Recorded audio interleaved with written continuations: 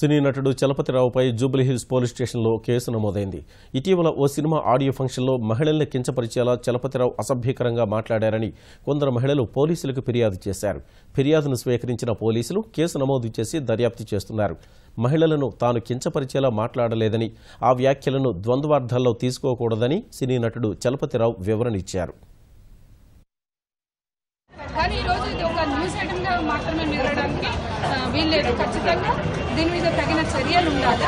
అట్లాగే ఈ సందర్భంగా మేము మా అసోసియేషన్ డిమాండ్ చేస్తున్నాం. దీనికి జవాబుదారీ వహించి ప్రెస్ మీట్ పెట్టి స్టేట్మెంట్ ఇవ్వాలని. ఇది ఒక చలపతిరావు మాత్రమే పరిమితమైన అంశంగా మేము చూడట్లేదు మహిళా సంఘాలతో కూడా. అటువంటి వాటిని బాయ్కట్ చేయడానికి కూడా మా ఇండస్ట్రీ సిద్ధంగా ఉన్నాం.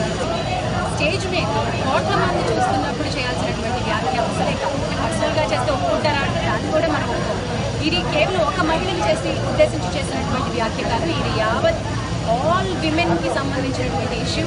దీన్ని చాలా సీరియస్గా, ఇది కేవలం సినిమా ఇండస్ట్రీలో ఇది మామూలే, ఆడవాళ్ళ మీద చాలా జోకులు వేసుకుంటూ ఉంటారు అని తేలిగ్గా తీసుకోవడానికి మాత్రం కుదరదని నేను డెఫినెట్లీ భావిస్తున్నాను. అందుకే ఇంతమంది మహిళా సంఘాల నుంచి ప్రతినిధులు వచ్చి పోలీస్ స్టేషన్లో కంప్లైంట్ చేయడానికి వచ్చినప్పుడు నా వంతు బాధ్యతగా నేను కూడా నా సపోర్ట్ వ్యక్తం చేయడానికి వచ్చాను. నారీ లోకానికి నమస్కారం.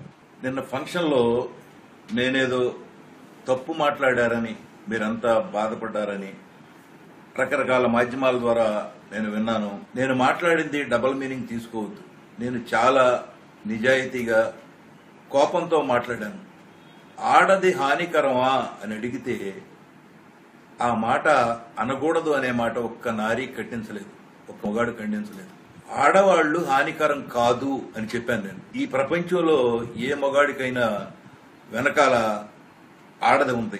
నిజంగా నేను మాట్లాడింది తప్పే అని మీరు ఫీల్ అయితే నేను సారీ చెప్తున్నాను. జై మహిళా లోకం.